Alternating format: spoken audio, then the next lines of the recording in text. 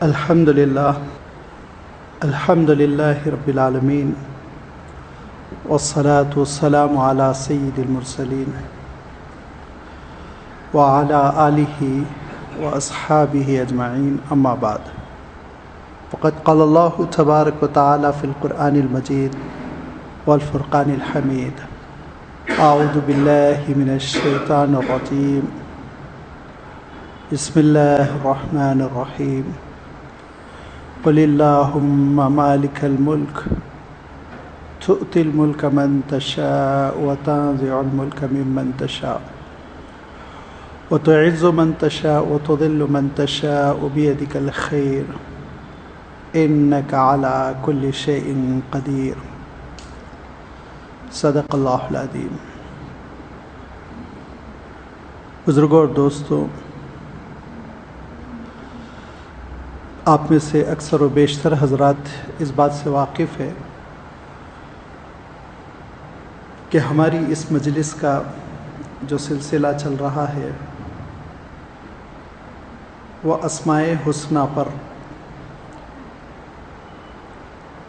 یعنی اللہ تعالیٰ کی جو صفات ہیں اور اللہ تعالیٰ کے جو مبارک نام ہیں ان ناموں کی تشریح ہے، سامعین کی خدمت میں رکھی جا رہی ہے۔ ایک دو وضاحتوں کے ساتھ انشاءاللہ آج ہم ایک نئی صفت اور ایک نئے اسم، نئے نام کا تذکرہ کریں گے۔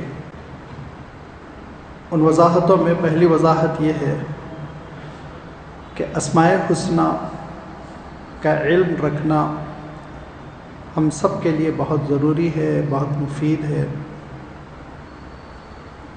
کیونکہ نمبر ایک، اس سے اللہ تعالیٰ کی معرفت پیدا ہوتی ہے، معرفت خداوندی، جس کی وجہ سے اللہ تعالیٰ کی عظمت، اس کی شان، اس کا دبدبہ اور رعب ہمارے دلوں میں جب پیدا ہوگا تو عبادتوں میں بھی دل لگے گا اور تقویٰ بھی ہماری زندگی میں آئے گا۔ نمبر دو، اسماء حسنی دعاؤں کا سرمایہ ہے، دعا کرنے کا طریقہ ہے۔ اللہ تعالیٰ کو پکارنے کے لیے اسماء حسنی کی مدد لینی بہت ضروری ہے۔ خود اللہ تعالیٰ نے ارشاد فرمایا فَادْعُوهُ بِهَا، اللہ تعالیٰ کے جو اسماء حسنی ہیں ان کے ذریعے سے تم اس کو پکارو۔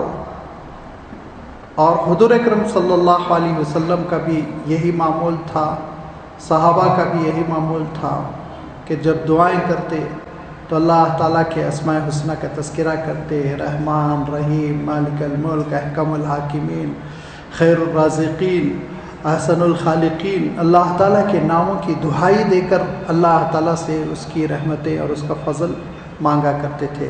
تو دعاؤں کے لیے ہمارے لیے ذخیرہ ہے اسماء حسنی، دعاؤں کی قبولیت کا ایک ذریعہ ہے۔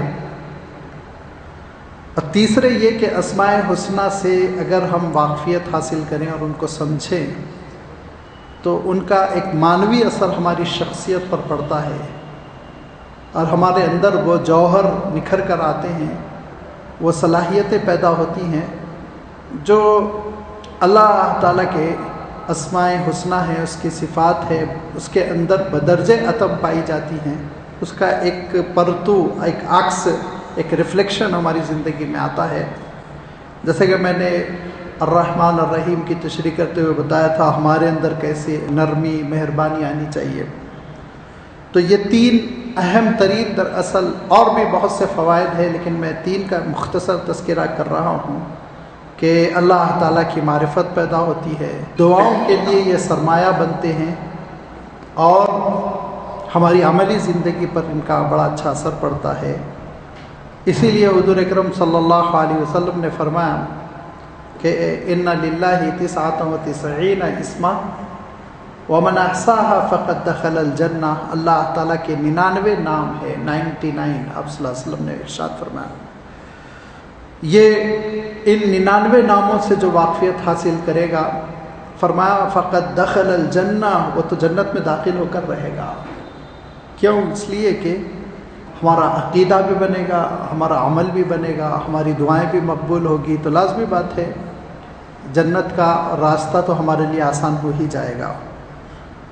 اس لیے اسماء الحسنی کو سمجھنے کا جو اہتمام ہونا چاہیے وہ اہتمام اگرچہ ہمارے پاس نہیں ہے، لیکن ایسی مجلسوں اور ایسی نشستوں کے ذریعے سے ہم کوشش کر سکتے ہیں کہ اللہ تعالیٰ کی ان صفات کو ہم سمجھیں اور ہمارے دلوں میں اللہ تعالیٰ سے محبت پیدا ہو اور ہم اللہ تعالیٰ کا تقرب حاصل کر سکیں، ہماری عبادتوں میں چاشنی ہو، ہماری دعاؤں میں قبولیت ہو۔ تو ایک مبارک سلسلہ ہے، جب شروع ہوئی تھی بات تو پہلی گفتگو اسماء الحسنی کی فضیلت اور اس کی اہمیت، دوسری گفتگو خود اللہ جو اس میں جلالہ ہے وہ الہ سے کیسے بنا اس پر، اور پھر تیسری گفتگو الرحمن اور رحیم پر ہوئی تھی کہ وہ کیسا مہربان ہے کہ اس کے لیے اللہ تعالیٰ نے دو لفظ ارشاد فرمائے، الرحمن اور رحیم، کہ اس کی رحمتیں بے پناہ ہیں، یہ رحمان، اور اس کی رحمتیں ختم ہونے والی نہیں، یہ رحیم ہے۔ یہ دونوں صفتوں کا تذکرہ ہوا تھا اور کچھ حضور اکرم صلی اللہ علیہ وسلم کے ارشادات کی روشنی میں ان دونوں صفات کی وضاحت کی کوشش کی گئی۔ اب اس کے بعد الملک کا لفظ ہمارے اور آپ کے سامنے آتا ہے، کیونکہ ہم سورۃ الفاتحہ پڑھتے ہیں تو یہی اللہ تعالیٰ کا اسم ہے، یہی اللہ تعالیٰ کا نام ہے جو رحمان رحیم کے بعد آتا ہے۔ الحمدللہ رب العالمین الرحمن الرحیم مالک یوم الدین۔ تو مالک، ملک، ملیک، یہ تین الفاظ ہیں جو اللہ تعالیٰ نے استعمال فرمائے۔ مالک یوم الدین یہاں ہے، اور سورۃ الناس میں آپ نے دیکھا ہوگا ملک الناس، ملک کا لفظ ہے، اور اللہ تعالیٰ نے ایک جگہ ملیک مقتدر اپنے لیے ملیک کا لفظ بھی ارشاد فرمایا۔ یہ تینوں کے تینوں الفاظ چاہے مالک ہو، ملک ہو، ملیک ہو، یہ نکلتے ہیں، برآمد ہوتے ہیں عربی کے ایک ایسے سہ حرفی مادے سے جس کو ہم میم لام کاف کہتے ہیں۔ یہ لفظ ہماری زبان اردو میں بھی خوب رائج ہے۔ مالک تو آپ جانتے ہی ہیں، مالک مکان ہم کہتے ہیں، مالک دکان ہم کہتے ہیں، ملکیت کا لفظ بھی ہم استعمال کرتے ہیں، مملکت کا لفظ بھی ہم استعمال کرتے ہیں، اور بھی دو چار الفاظ ہم استعمال کرتے ہیں۔ یہ دراصل جو سہ حرفی لفظ ہے میم لام کاف، ملک، یہ ملک کا سے جو مفہوم نکلتا ہے عربی کے اعتبار سے تو کہتے ہیں القادر علی التصرف۔ اس کی اردو تشریح ہو سکتی ہے کہ مالک، ملک، ملوک، ملکیت، اس کا مفہوم ہوتا ہے پورا قابو رکھنا، تصرف اور ڈیلنگ اور اونچ نیچ ہر چیز پر قابو رکھنا، قدرت رکھنا، یہ کیفیت ہوتی ہے۔ اور یہ کیفیت جب ہوتی ہے تو اس کے تین انداز ہوتے ہیں، اس کے تین انداز ہوتے ہیں۔ آپ اس کو چاہیں تو آسانی کے لیے سمجھ لیں کہ ہماری جو اونرشپ ہوتی ہے، اونرشپ، ہم جب کسی چیز کے مالک ہوتے ہیں تو اس کے تین انداز ہوتے ہیں، جس کو عرب کہتے ہیں ملکیت تامہ۔ ملکیت تامہ کے معنی ہوتے ہیں پورا کنٹرول، مکمل کنٹرول۔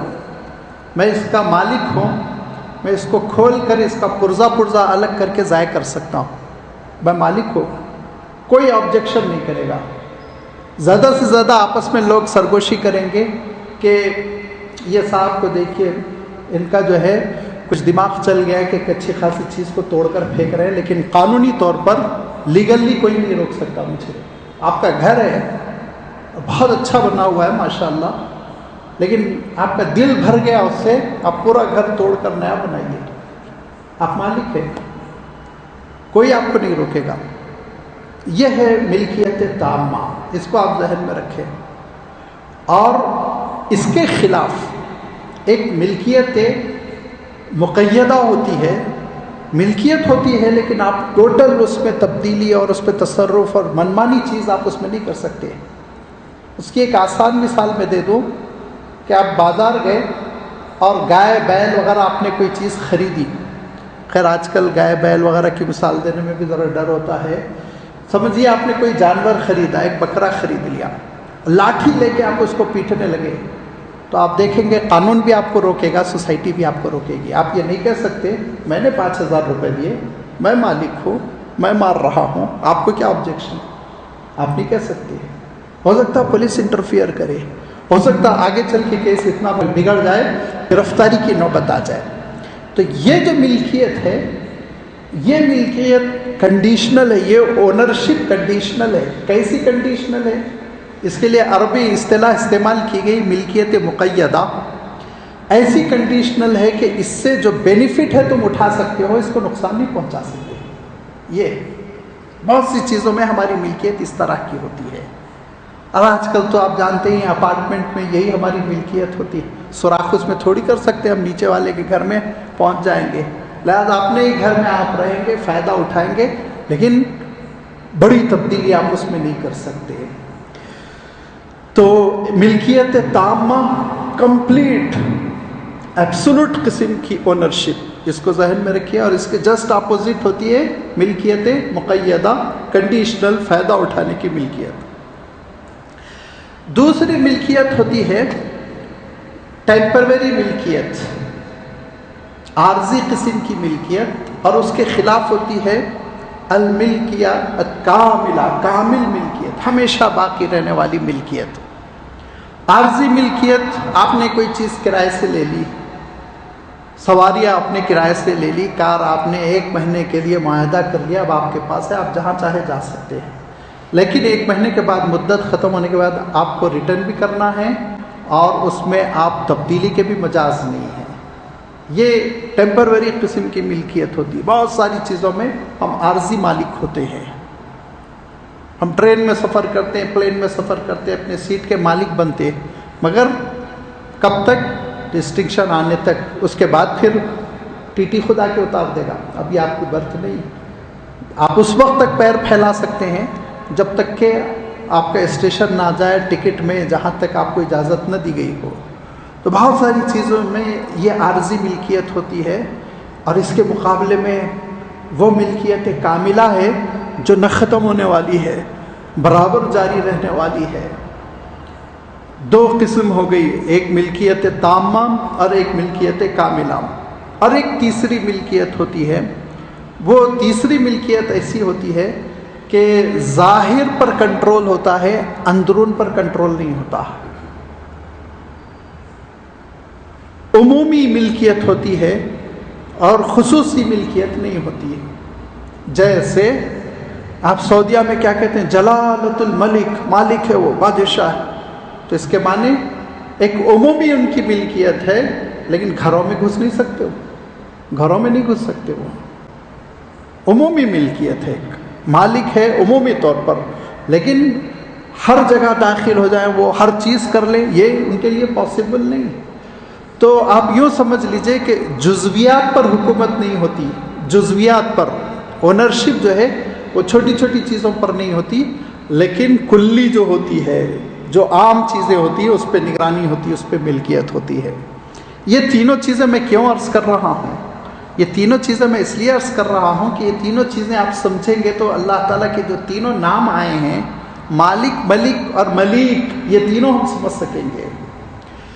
اللہ تعالیٰ نے جو بات ارشاد فرمائی مالک، اس کے معنی کیا ہے آپ جانتے ہیں؟ اس کے معنی یہ ہے ٹوٹل ایبسولوٹ قسم کی اونرشپ، ہر چیز کی ملکیت. جیسے کہ میں نے عرض کیا تھا کہ ایک انسٹرومنٹ ہے، اس کو جیسے چاہے میں استعمال کروں، ٹکڑے ٹکڑے کر دوں، پانی میں ڈال دوں، پرزے پرزے الگ کروں، یہ میری ملکیت ہے، میں نے خریدا ہے. کمپنی بھی آ کے آبجیکشن نہیں کرے گی. یہ ہے مالک. میں ٹیلی فون کا مالک ہوں، میں موبائل کا مالک ہوں، میں گھر کا مالک ہوں، وغیرہ وغیرہ، دکان کا مالک ہوں. ذہن میں آپ رکھیے، یہ ہے اللہ کی صفت کہ اس کی ایبسولوٹ اونرشپ ہے، جو چاہے وہ کرے. دوسری بات میں نے عرض کی تھی کہ دوسری عارضی ملکیت ہوتی ہے کچھ دنوں کے لیے، پھر ختم ہو جاتی ہے۔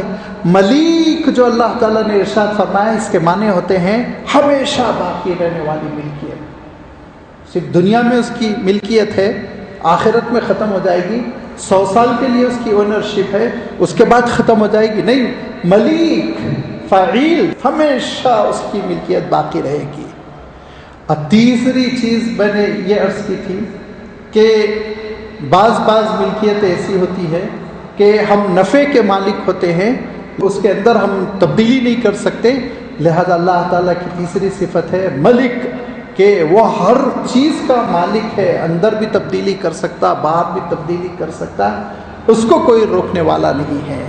لہذا اللہ تعالیٰ نے تینوں چیزیں ارشاد فرما دی کہ اس کی اونرشپ ایبسولوٹ ہے، اس کی اونرشپ پورے اختیارات کے ساتھ ہے، اس کی اونرشپ نہ ختم ہونے والی ہے، ختم نہیں ہوگی اس کی اونرشپ۔ اللہ تعالیٰ نے تینوں باتیں ارشاد فرما دی۔ اب ذرا آپ غور کر کے دیکھیے، امپلیمنٹ کر کے دیکھیے کیا ارشاد فرمایا کہ قل اللہم مالک الملک تؤتی الملک من تشاء وتنزع الملک ممن تشاء۔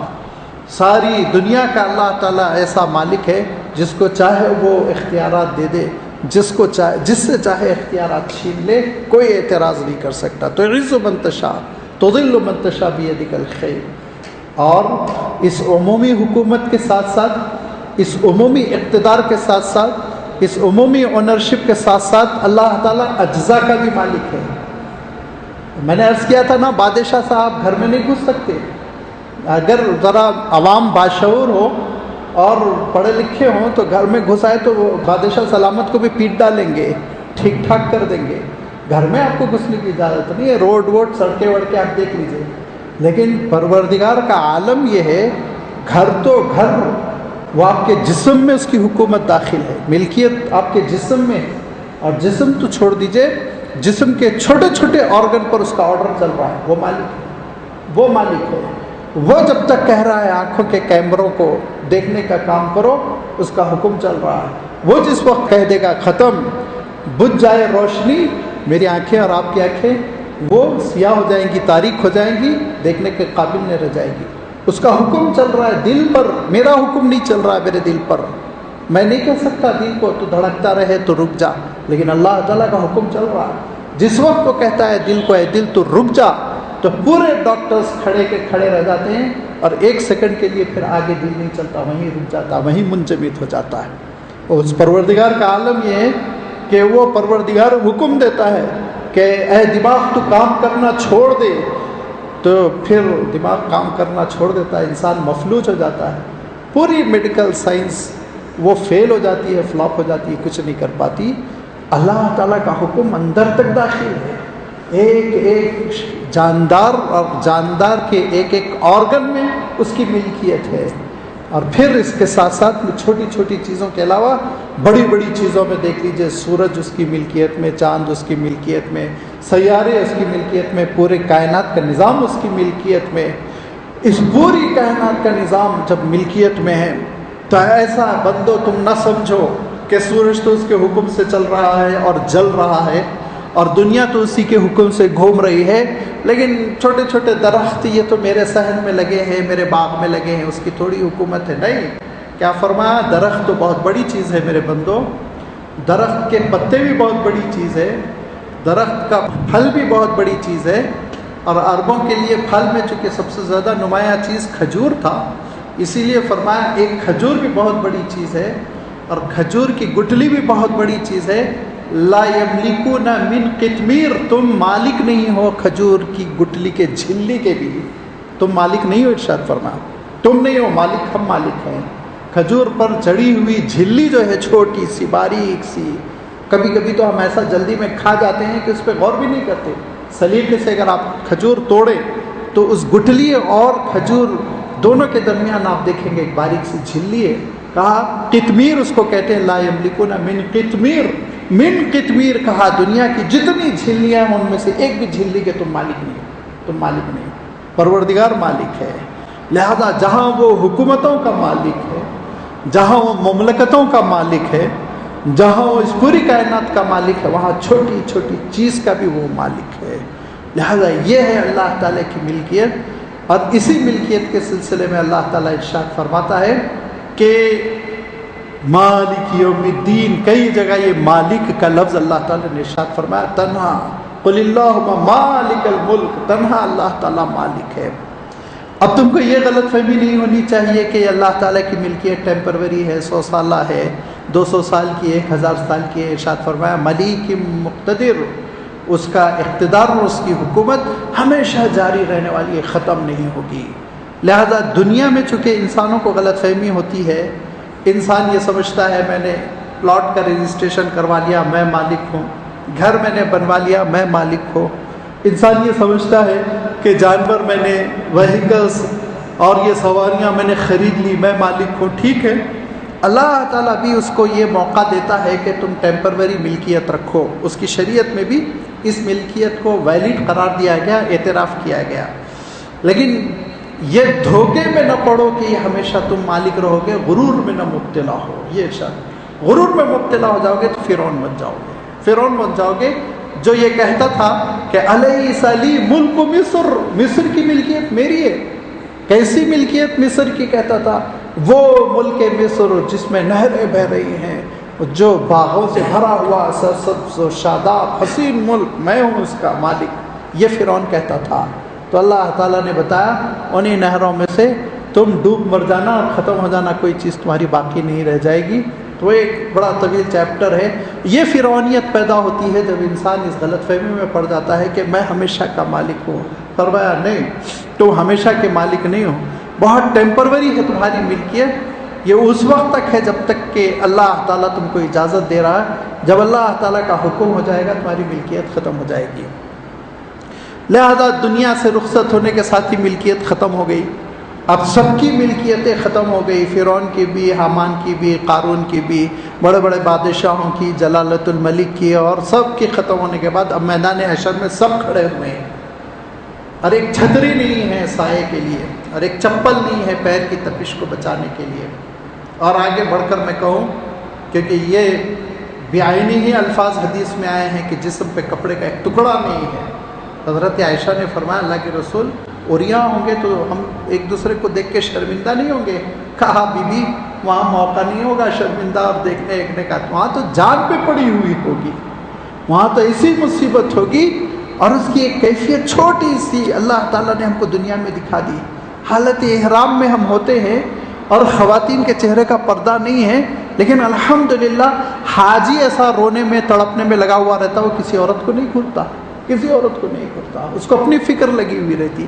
تو آپ سوچئے دنیا میں ہم جب ایک خاص رقت آمیز لمحوں سے دوچار ہوتے ہیں تو ہمارے اندر یہ کیفیت پیدا ہو جاتی ہے۔ تو آخرت میں میدان حشر میں جب کہ عالم غیب کی حقیقتیں ہمارے سامنے کھڑی ہوئی ہوں گی، فرشتے ہوں گے، جہنم دہک رہی ہوگی، میزان عمل لگا ہوا ہوگا، اور ایک طرف ان اللہ والوں کی اور نبی اور رسولوں کی صف بھی کھڑی ہوئی ہوگی جن کے ہم دنیا میں نام سنتے تھے۔ تو اس موقع پہ کہاں کسی انسان کو فرصت ہوگی کہ وہ دوسرے کی جانب دیکھے؟ لہذا آپ صلی اللہ علیہ وسلم ارشاد فرماتے کہ بی فرصت ہی نہیں ہوگی کسی کو دیکھنے کی، اور جب دیکھنے کی فرصت نہیں ہوگی تو پھر شرمندگی ورمندگی یہ سب دنیا ہی میں ختم ہو جائیں گی، وہ بہت ہی نفسا نفسی کا عالم ہوگا۔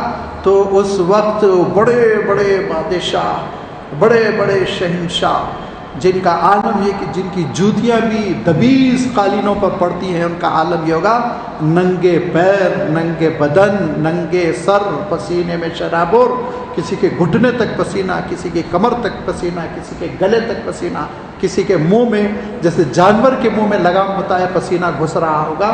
اس وقت اللہ تعالیٰ اپنی شان کے ساتھ فرمائے گا، بڑے جلال کے ساتھ فرمائے گا لیمن الملک اليوم، اے بادشاہو بتاؤ کس کی حکومت ہے، کون کون ہے اونرز، ہاتھ اٹھاؤ، ہاتھ اٹھاؤ ذرا، بتاؤ کہ سعودیہ کا اونر کون ہے، امارات کا اونر کون ہے، امریکہ کا اونر کون ہے۔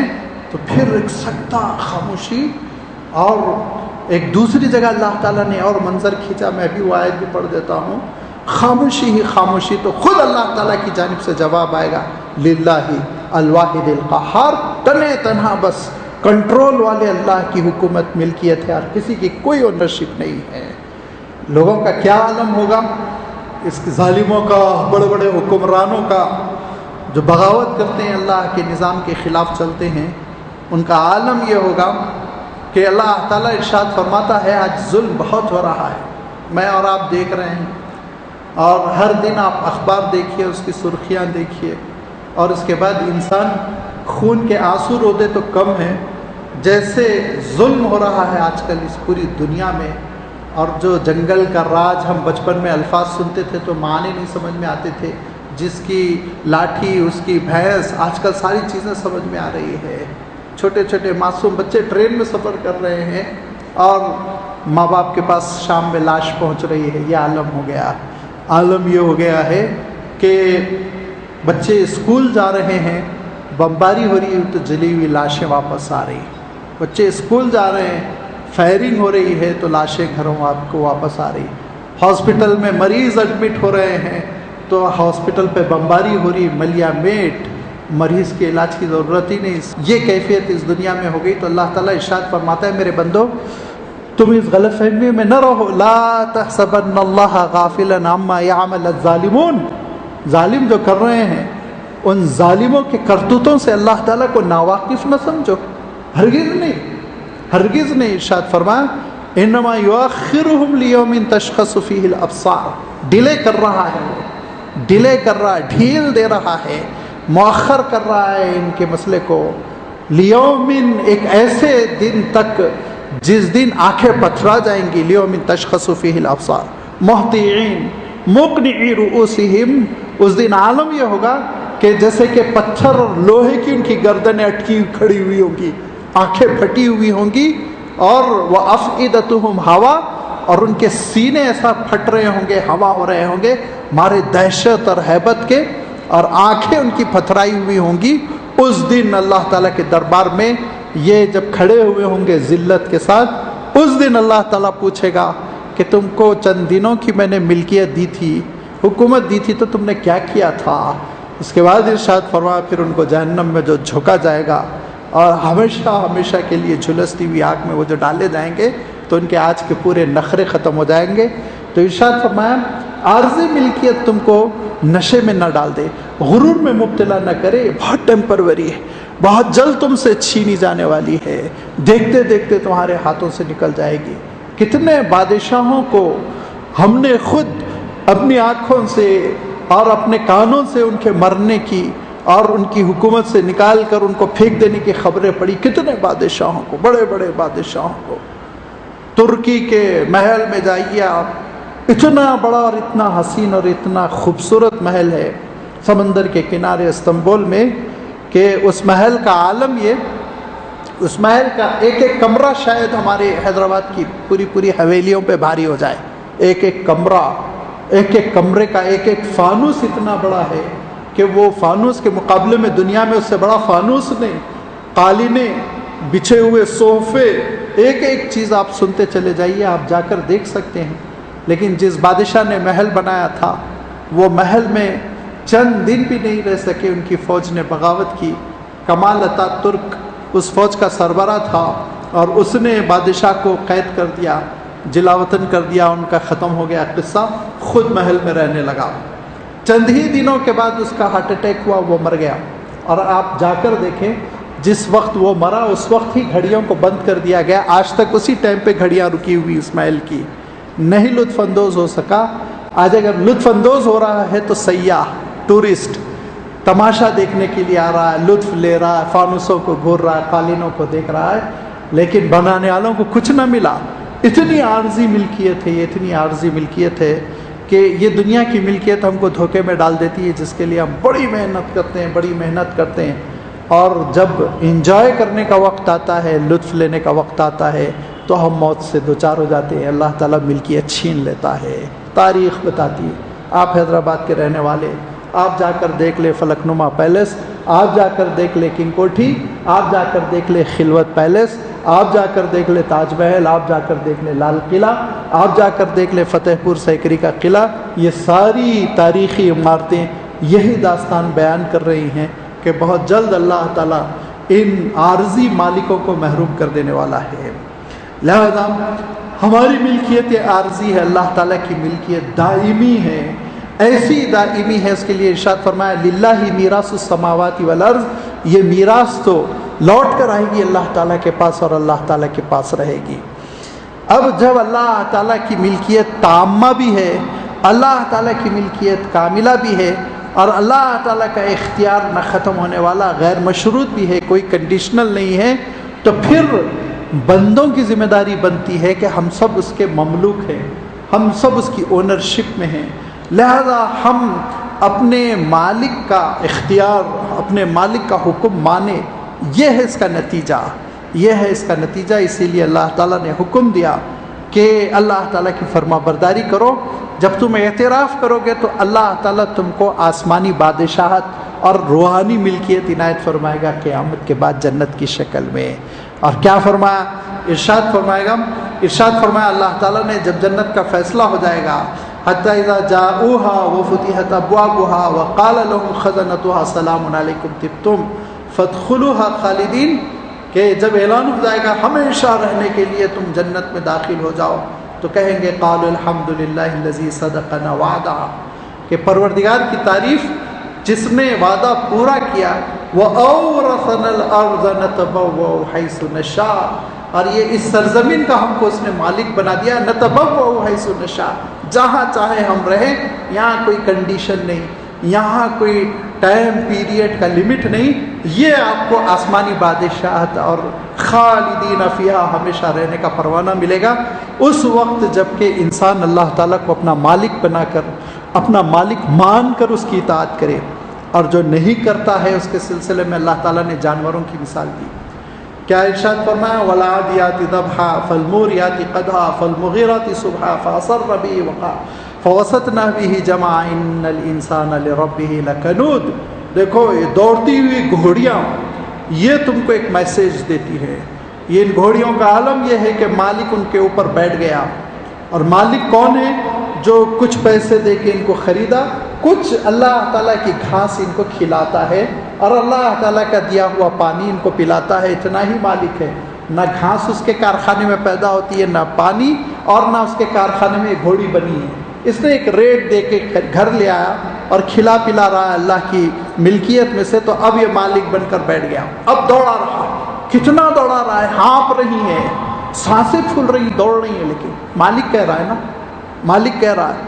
تو وَالْعَادِيَاتِ ضَبْحًا فَالْمُورِيَاتِ قَدْحًا، پیر اس کے زمین پہ پڑ رہے ہیں، کھریں اس کی گھستی جا رہی، چنگاریاں نکل رہی ہیں اس کی کھروں سے، لیکن بھاگ رہی، کیوں؟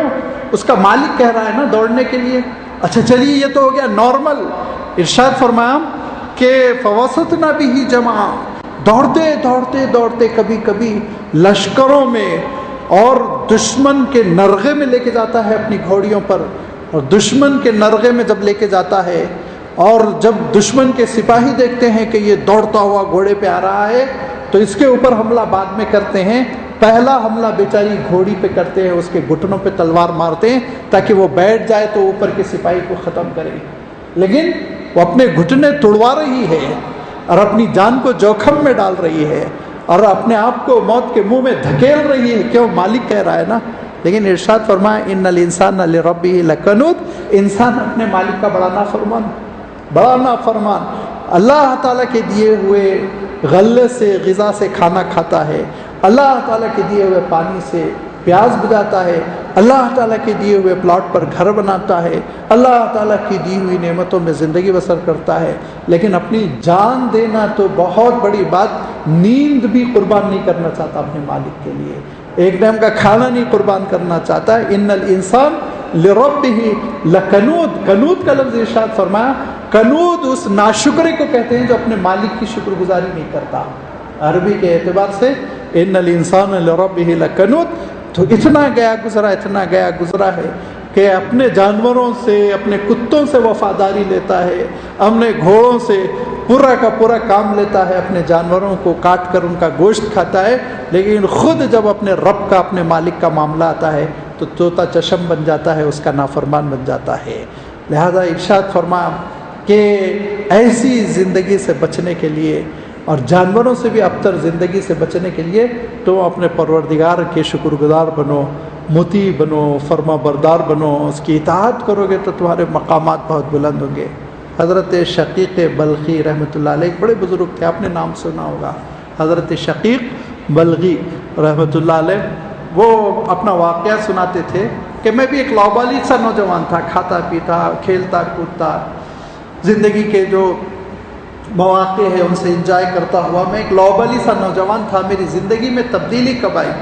वो कहते हैं मेरी ज़िंदगी में तब्दीली आई कि मैंने एक ग़ुलाम ख़रीदा। ग़ुलाम, उस ज़माने में ग़ुलाम ख़रीदे जाते थे और ग़ुलाम मुकम्मल आपकी मिल्कियत में आते थे। वो आपके हुक्म पर रहना, आपके हुक्म पर जीना, आपकी मर्ज़ी से काम करना। ग़ुलामों का तसव्वुर था, स्लेव अब तो ख़त्म हो गया अल्हम्दुलिल्लाह। तो कहते मैं ग़ुलाम ख़रीद कर लाया, लड़का जैसा, एक 12-15 साल का एक लड़का ग़ुलाम बाज़ार में बिक रहा था, ख़रीद के मैं ला लिया।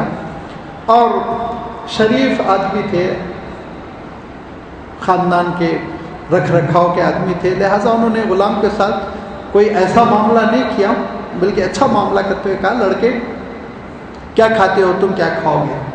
तो कहा हुजूर आप ख़रीद कर लाए, जो आप खिलाएंगे वो मैं खाऊंगा क्योंकि आप मेरे मालिक हैं। कहा अच्छा। कुछ देर बाद कहा देखो लड़के, रात हो रही है, तुम्हारे सोने का क्या मामूल है, कब सोते हो, कहाँ सोगे? तो कहा कि आका मैं तो अब अपना मालिक हूँ नहीं, आप मालिक हैं, आप जहाँ सुलाएंगे जब सुलाएंगे मैं सोऊंगा, फरमाबरदारी करूँगा। कहा अच्छा। फिर उसके बाद दूसरा दिन हुआ, कहा लड़के पहनने का क्या मामूल है, कपड़ा क्या पहनोगे, क्या तुम्हारे लिए दे दो?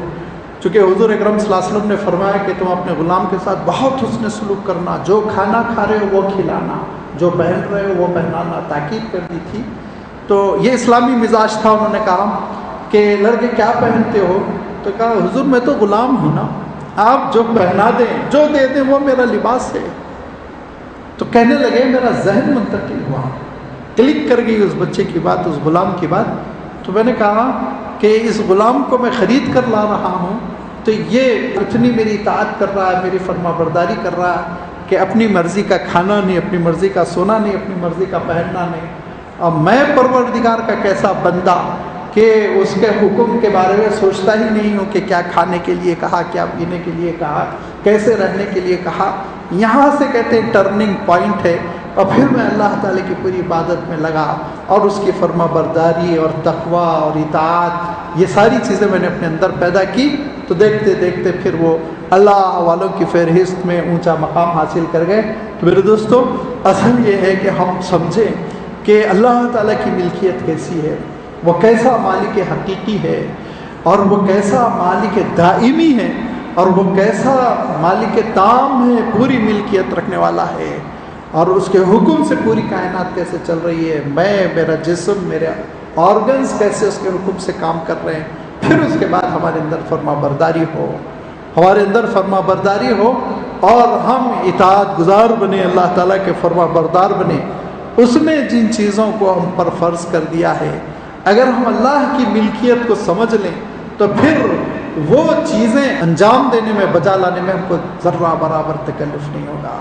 ज़रा आप सोचें कि जिन जिस्म के आज़ा को हम रोक रहे हैं परवरदिगार के सजदे में जाने से, रुकू करने से, क़ियाम करने से, वही कब्र में बिखर कर टुकड़े टुकड़े होकर रह जाएंगे। हुज़ूर अकरम सल्लल्लाहु अलैहि वसल्लम इरशाद फरमाते हैं कि जो आज़ा सजदे में निशान आलूद होते हैं, अल्लाह ताला उनकी हिफाजत फरमाता है, क़ियामत के दिन वो चमकेंगे, रोशन होंगे। लिहाजा बंदों के अंदर ये जज्बा पैदा होगा कि अल्लाह ताला की जो मिल्कियत है उस मिल्कियत का हक़ हम अदा करें, उसकी ओनरशिप का हम हक़ अदा करें। और परवरदिगार ने हमको जो चीज़ें इनायत फरमाई उन चीज़ों का आलम ये कि हमारी मिल्कियत कंडीशनल है, हमारी मिल्कियत टेम्पररी है और हमारी मिल्कियत छोटी है, कंप्लीट नहीं, ताम नहीं है। तो लिहाजा अल्लाह ताला की मिल्कियत ये कामिल भी है और ये हमेशा जारी रहने वाली भी है। तो उसकी फरमाबरदारी हो, उसकी इताअत हो, और जब उसकी फरमाबरदारी और उसकी इताअत होगी तो यह हमारे लिए सारी चीज़ें जो हमारी ओनरशिप में आज दे दी गई, ये सब हमारे मकामात बुलंद करने वाली हो जाएंगी। अगर उल्टा चल रहा है मामला तो ये सब हमारे लिए वबाल बनेंगी। एक ही वाक़ये पे मैं गुफ्तगू ख़त्म करता हूँ। हज़रत आयशा रज़ी अल्लाह ताला अन्हा रिवायत करती हैं, हदीस सही में ये वाक़या आता है कि हज़रत अब्दुर्रहमान इब्न औफ़ रज़ी अल्लाह ताला अन्हु मदीना मुनव्वरा तिजारत के बाद तशरीफ़ ले आए। तिजारत के बाद तशरीफ़ ले आए तो काफ़िले में बड़ा कई ऊँट थे, कई सौ ऊँट, उन पे सब सामान लदा हुआ, हर किस्म का, कपड़े भी हैं, गेहूँ भी। शोर हो गया मदीने में, शोर, इतना शोर कि हुजूर अकरम सल्लल्लाहु अलैहि वसल्लम पूछते हैं हुजरे में, कैसा शोर है, क्यों ये चीख पुकार है? तो बताया गया कि हज़रत अब्दुर्रहमान इब्न औफ का काफ़िला आ चुका है। अशरे मुबश्शरा में से हैं हज़रत अब्दुर्रहमान इब्न औफ, याद रखिए। हुजूर अकरम सल्लल्लाहु अलैहि वसल्लम के बड़े चहीते सहाबा में से हैं और बहुत बदरी सहाबी हैं, हुजूर की खिदमत में बहुत रहे, बहुत सदक़ात देने वाले। हुजूर अकरम सल्लल्लाहु अलैहि वसल्लम ने कहा कि वो कैसा वक्त होगा जबकि अब्दुर्रहमान वो अपने कूल्हों के बल घसीटते हुए जन्नत में दाखिल होंगे। ये हुजूर अकरम सल्लल्लाहु अलैहि वसल्लम का फरमाना था कि ये जुमला हज़रत अब्दुर्रहमान इब्न औफ रज़ियल्लाहु ताला अन्हु के कान तक पहुँचा। तो पूछा वो क्यों? वो क्यों कि मैं अपने कुल्हे के बल, बेहवती ने इरशाद फरमाया, अपने कुल्हे के बल घसीटता हुआ, माजूर आदमी जैसे चलता आपने देखा होगा, मैं ऐसे क्यों जन्नत में दाखिल होने वाला, मैंने क्या किया? तो कहा इतना लंबा हिसाब किताब देना पड़ेगा, इतना लंबा हिसाब किताब देना पड़ेगा कि पैर जवाब दे चुके होंगे, जन्नत तो तुम्हारी तय है लेकिन बहुत ही मुश्किल से जन्नत में तुम दाखिल हो पाओगे। पूरा काफ़िला हज़रत अब्दुर्रहमान इब्न औफ ने खैरात कर दिया, पूरा काफ़िला, जितनी चीज़ें, सहाबी रसूल थे अशरे मुबश्शरा में से। तो मैं अर्ज़ कर रहा हूँ कि हुजूर अकरम सल्लल्लाहु अलैहि वसल्लम ने इरशाद फरमाया, जितनी मिल्कियत लंबी होगी उतना हिसाब किताब लंबा, जितनी मिल्कियत मुख्तसर उतना हिसाब किताब। लिहाजा फरमाया मेरी उम्मत के फ़ुक़रा वो 40 साल पहले जन्नत में दाखिल हो जाएंगे उमरा के मुकाबले में। उनको तो हिसाब किताब पूरा देना, लिस्ट है ना लंबी, पूरा कहाँ से कमाए थे, कहाँ गवाए। और जिसके पास कुछ भी नहीं था बेचारा, वो तो उसका कस्टम में हम लोग देखते हैं ना, जो हाथ में एक बैग लेके आया वो तो सीधा सीधा बाहर निकल आता है एयरपोर्ट के और अपने ख़ानदान वालों से गले लग जाता है। और जो लेके आया लंबे लंबे सूटकेस, तो लगता है उसके ऊपर रिमार्क लगा रहता है, काटमाट लगा रहता है, सूटकेस खुल रहे हैं और उसके बाद कीमतें तय हो रही हैं और कुछ ऊपर से कुछ नीचे से, ये सारी चीज़ें तो होती ही होती हैं। लिहाजा जब अल्लाह ताला ने आर्जी मिल्कियत इनायत फरमाई तो इसका बहुत बड़ा शुक्र है। और शुक्र का तकाजा ये है कि अल्लाह की मर्ज़ी के ख़िलाफ़ काम ना हो, अल्लाह की मर्ज़ी के ख़िलाफ़ काम ना हो, सारी नेमतें हम अल्लाह ताला की मर्ज़ी के मुताबिक खर्च करें। यह है इताअत फरमा बरदारी, और यह है अल्लाह ताला को मालिकुल मुल्क मानना, मलिकिन नास मानना, मालिक यौमिद्दीन मानना। इसका नतीजा, इस अक़ीदे का नतीजा हमारी ज़िंदगी पे असर पड़ना चाहिए। लिहाजा अज़ीज़ दोस्तों और बुज़ुर्गों, ये अल्लाह ताला की बड़ी अहम सिफ़त है और इसकी अहमियत ही की वजह से सूरतुल फ़ातिहा में अल्लाह ताला ने इसका तज़किरा फरमा दिया। मालिक यौमिद्दीन, यानी वो क़यामत के दिन उसकी मिल्कियत ज़ाहिर होकर रह जाएगी, पोशीदा नहीं रहेगी।